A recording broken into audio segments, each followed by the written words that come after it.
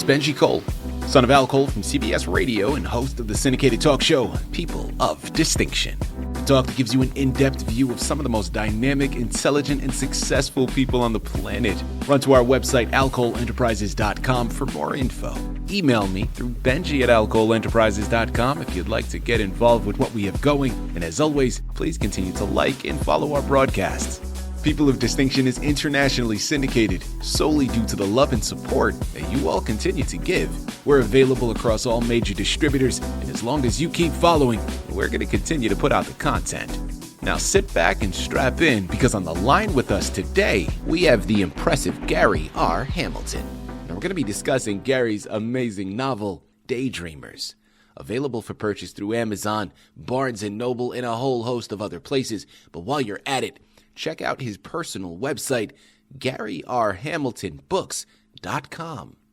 There, you're going to gather more information on Gary, more information on Daydreamers, but he also has another book that you're going to want to check out.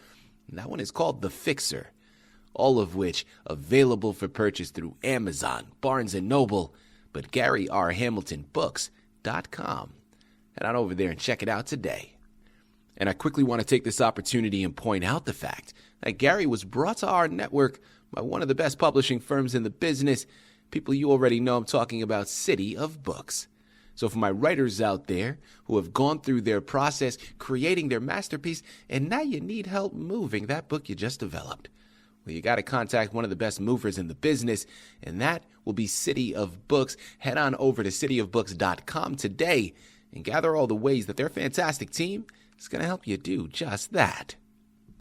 And listen, it is a true pleasure to have Gary here on the line. People, his book, Daydreamers, man, trust me when I tell you, you got to buckle up.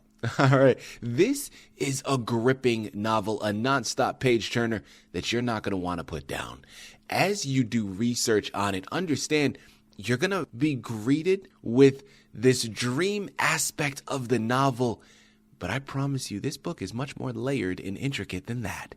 Now, that aspect, well, man, it is something interesting. It is something compelling to no end.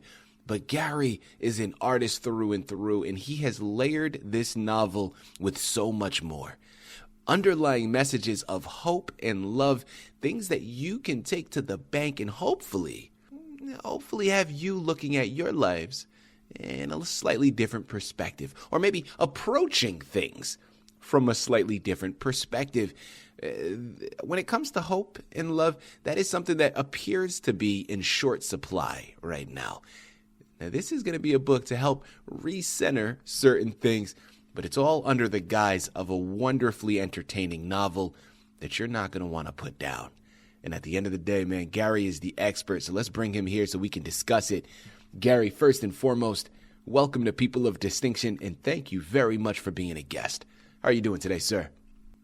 Hello, Benji. Thank you very much for having me. I'm really excited to be here. Of course, man. Listen, we're excited to have you here. Gary, your book, I'm telling you, man, you've struck gold here with this, because the entertaining aspect of it is something that is destined for the Hollywood screen. Can I just say that? I wouldn't be surprised if we see it as a film or we see it as a television series, because it is so entertaining, brother. But the underlying message is something that we can all get behind as well. Gary, let's jump right in. I don't want to hold off any longer, man. First and foremost, let's start by learning a little bit more about yourself and your background. Okay. So I was born in England to Jamaican parents, and I have a sister. Mm-hmm. And I lived in England until about the age of 9. And then my parents decided to move to Jamaica.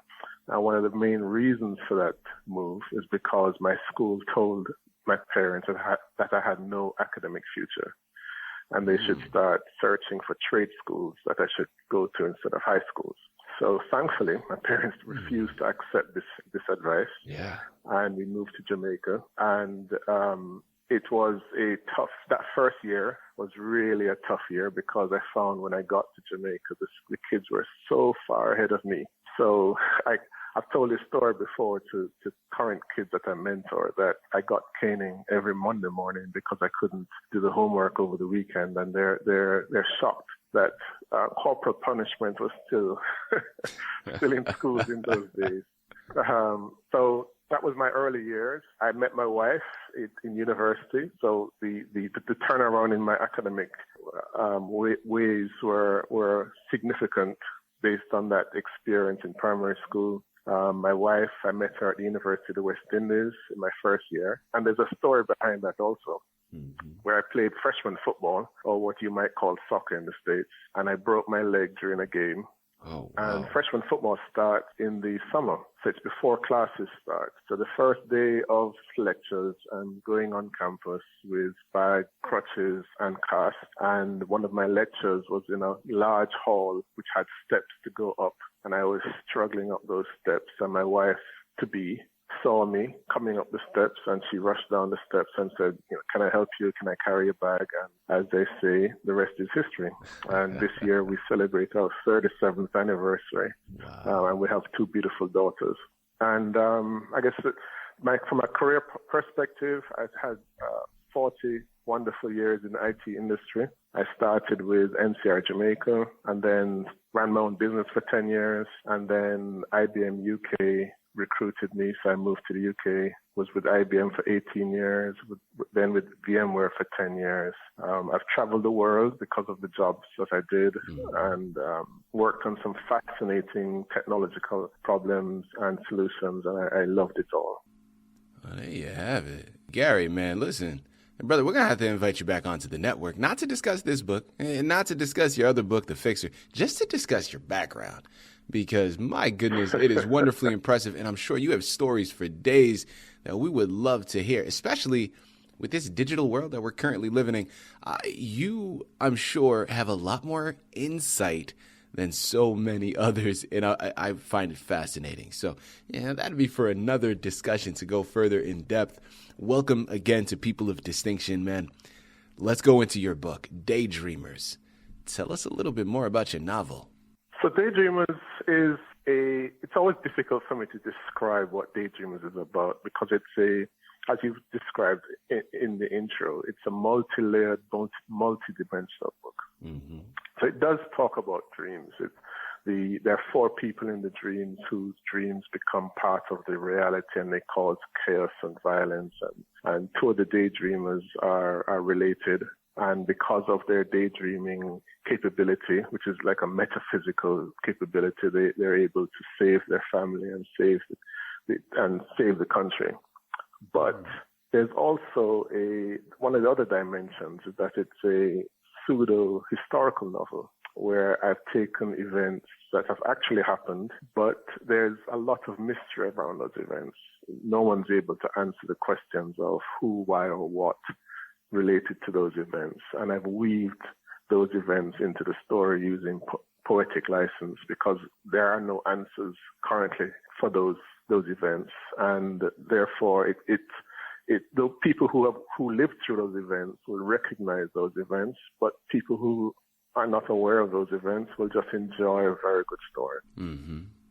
Well, listen, Gary, you can't wave the carrot in front of our face and not give it to us, man. Listen, I can't find myself going anywhere else right now. So we're fascinated here, I think, in the world, but especially here in the United States, with stories that are based upon true events. Now, whether they're loosely based upon true events or entirely based, that is irrelevant.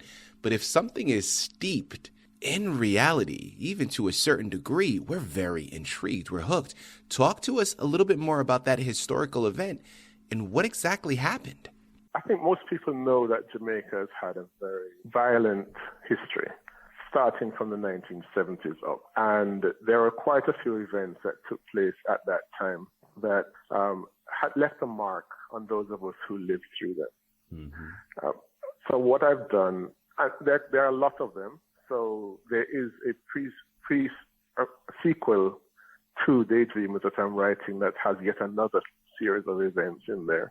But I've taken some events that took place before a major election that was going to happen in Jamaica. And as I said, I've weaved them into the story to try to set the stage of why this election happened and why the outcome that we had occurred. Well, listen, people, Gary's not giving anything away here today. You know what you got to do, man. You got to pick up Daydreamers. All right? There's no way around it, man. It's Amazon. It's Barnes & Noble. It's GaryRHamiltonBooks.com. He's going to give you just enough, but he's not going to give anything away. That's a smart man right there. I tried, people. You can't get upset with me, okay? I tried to pull it out of him. It's not happening here today. All right, so, Gary, let's move into this next portion here, man. So, I know it's not a big aspect of the book, but it is a component. So when we're talking about these dreams and the intertwining of them, that is a remarkably compelling aspect that, because it's a part of the book, whether it's a big aspect or not, it is a component. So did you, as you were writing the book, did you assign any specific symbols or themes to the characters' dreams that reflect their personal struggles or growth? And if so, how do these symbols evolve as the story progresses? That's an interesting question. That's a very interesting question. So the reason why I explored the topic of dreams is because as a child, I really enjoyed daydreaming. And to be honest, I never thought about that for most of my adult life. It was while I was writing the book that the relationship between the two main characters, Sean and his grandfather, who have this daydreaming capability. As I was exploring their relationship, I began to remember my experience of daydreaming and how it was such a glorious experience, just lying on the lawn, looking up at the clouds and allowing my mind to wander anywhere it wanted to go. So that was the motivation behind exploring this idea of what happens if dreams or daydreams actually become part of our reality, and how can I manipulate that or explore that in the relationship between this grandson and the grandfather. So that's why the title Daydream was compelling to me, and because it defines the relationship between these two individuals, these two fairly strong individuals within the book. Absolutely. I'm curious to know here, Gary, while you were creating this novel, what would you say was a highlight for you throughout this process? Or if not a highlight, maybe something that surprised you that you weren't anticipating? So anyone who writes has there's always something that surprises you, I think, when you write. Mm-hmm. And the two things I think that surprised me here is the amount of research I had to do in order to make the story sound plausible. There are lots of things I had to research which I had no idea about and didn't expect to have to do that research on. And then I think the second thing is the fact that, and this actually was the most exciting thing, is that as I was writing the characters or writing the story, they took me to places I didn't expect. And that was a fascinating experience where the character dictated that I had to take the story in a particular direction. Mm. And thankfully, I had an outline which set boundaries. So I knew what the boundaries were of where I could go. But it was just fascinating to follow these characters to places I didn't expect. And that should mean that the readers can't predict where the story is going, because when I was writing it, I didn't know where it was going. and that was a really fascinating experience. Right. It's so interesting, man. Listen, as an artist myself, I can completely relate. Now, I'm in a different medium, but there is something that is so, in my opinion, something that is so beautiful about the passion and how the momentum of that passion can just take you to heights you never saw coming, right? And that's something that I've heard from a lot of other writers when they're just so engulfed in their process where the story almost seems to write itself, and they're just kind of strapped into the roller coaster, and they're like, okay, I'm just giving into it, and I'm allowing it to take me wherever it develops. And I love that, man. There is something that I think, again, from the creative perspective, that is enticing to no end. So thank you very much for sharing. As we start to close out of this book, I want to give you an opportunity to go briefly into your other one, The Fixer. As I mentioned, I'm an artist myself. Now, my background is in filmmaking, so I live in my imagination. I love exploring alternate worlds and creating things along those lines. Well, let's do that here for a second, Gary.